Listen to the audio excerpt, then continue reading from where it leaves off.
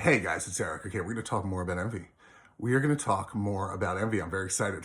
It's good to get out of your system. Shed light, let it not live underground. This is hopefully going to be a short video. Hopefully I won't contradict myself and look at the time and see I'm still sitting here having blacked out and I'm still going in 22 minutes. I think it's just one point.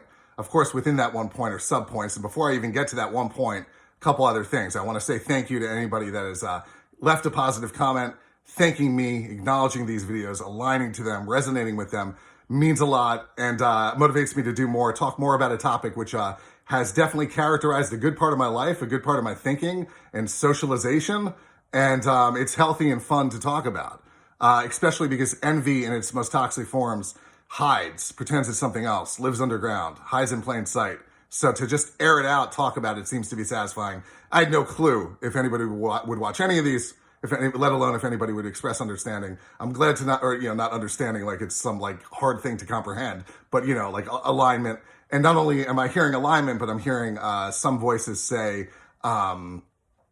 things along the lines of, it was good, I needed to hear that today. So I love expressing more of this because it means that my experiences with this toxic form of envious behavior can be transformed and put into positive use to some extent for some people. So that's really cool. So I'm going to keep it going.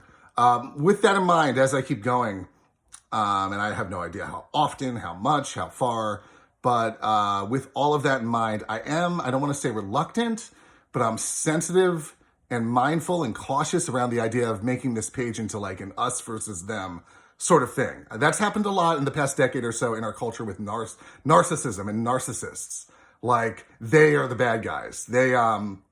We are the victims. The narcissist is the bad guy. Of course, it's not that simple. Of course, everybody has the capacity and propensity for a degree of narcissism. Likewise, everybody has the capacity and propensity for a degree of envy. It's when that envy is a centrifugal, motivating central core feature that is dominating or polluting somebody's personality, that it becomes a problem for those around them. And then people that aren't really navigating through the world in that way, people that are more interested in matters of peace, balance, merit, honesty, transparency, are going to feel victimized, affronted, and disturbed by the envious behavior. That's where this conversation all becomes relevant, but I don't want to make it too binary or black and white. And as I go forward, I'll probably touch, not in this video necessarily, but I'll probably repeat that caution of like, they're bad guys or they're out to get us, because sometimes it's not even conscious to them. Oftentimes it's never that simple. And like I said in the video, 8 subtle ways that's eight subtle signs that somebody is envious of you. What they're often doing is they're making you into a bad person. So they're sort of like sneaking up on and fooling and hypnotizing themselves in their state of envy. It's not as simple as like, oh, I feel so envious of this person, I want to get them. It's more like, no, that person's bad, and I've collected a bunch of reasons why. And in the course of collecting these reasons why, I'm now going to justify my attempt to destroy this person. So it's so tangled, overcomplicated, thorny. And yeah, so, I'll navigate as best I can. It being understood that there are going to be, limits to the framing and perception, and it's so complicated, and I don't want to fall into this good guy, bad guy binary. With that in mind, part of what I just said applies to the main point of this video, insofar as it pays to differentiate between an envious person you can withstand, sustain with, and live with, versus one that you've got to let go. You've got to cut off, you've got to call it. And whether this is a romantic relationship, a friendship, a colleague, some other entanglement. And I totally understand that there's different degrees of breaking up you can do, so to speak.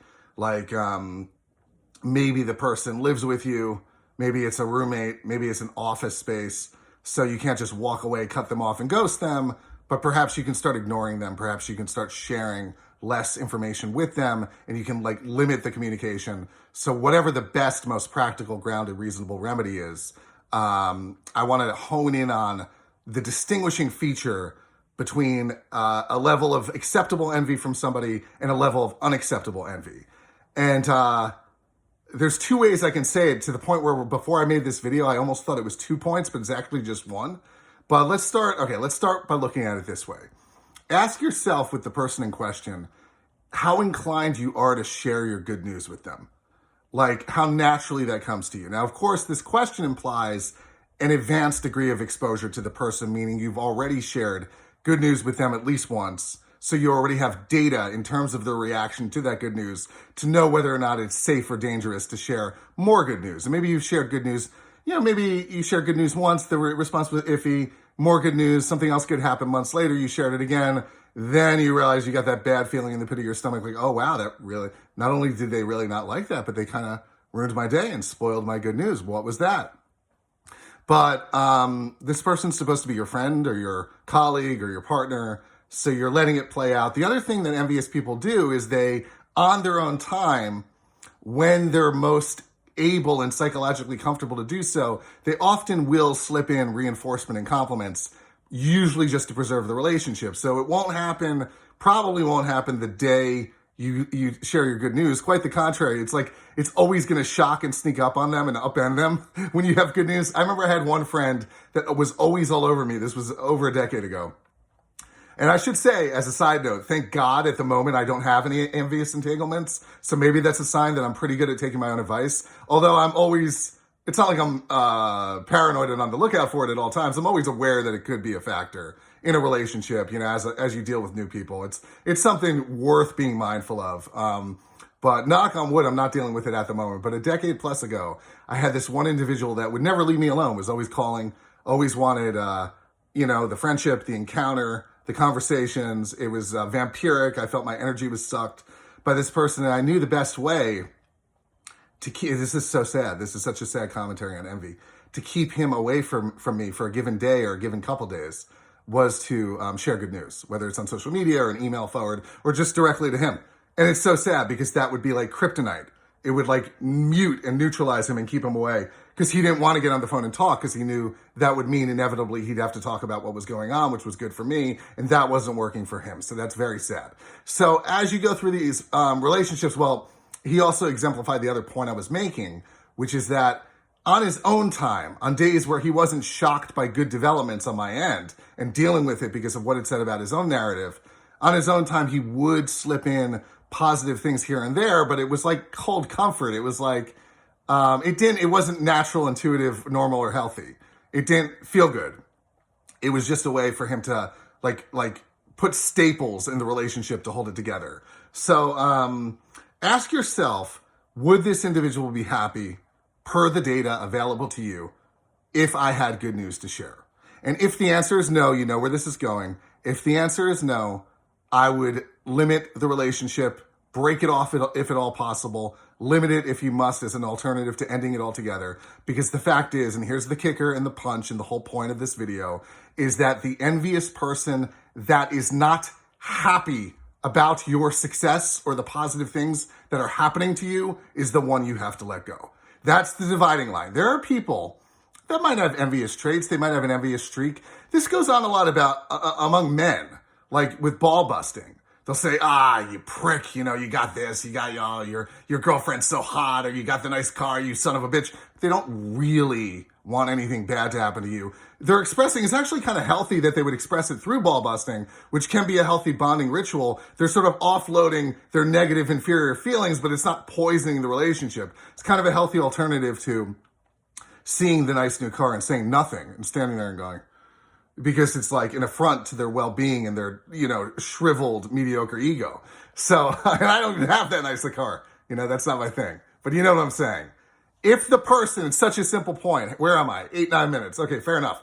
If the person is not happy when good things happen to you, let them go. That's the dividing line. There are going to be people with elements of envy in their personalities, envious inclinations, predilections, habits, that it won't go as far as them actually being unhappy for you when things go well. Push comes to shove. They're good people. They're grounded. Don't underestimate people. Don't give up on people. Some people might be aware of their own envy as a fixed trait unto themselves. They might know, therefore, that it's something they deal with. They bring into their relationships. They have to work on. I have a couple friends like that too, where it seems like they're like an envious person in recovery. Never becomes a problem, never becomes a fight, never comes up, because ultimately they are happy. And they do want the best, and they have hearts. People are complicated. People are all paradoxical and mixed up. So it's the person where they're not going to be happy when good things happen to you. I wouldn't give them second, third, fourth chances. I really wouldn't. I hate to say that. I hate to give up on people. Life is short. You don't want to waste it with these mother effers. Like, it's like, yeah, how many decades, years, months, decades are you going to wait around for them? Oh, like, oh, they'll come around to a point where their whole personality, their entire psyche is rewired where they can appreciate when something good happens to me. I'll hang in there. Absolute nonsense. They're going to drain your energy. They're going to waste your time. They're going to rob you of your joy. They're going to make the good days in your life into bad days. Get rid of them.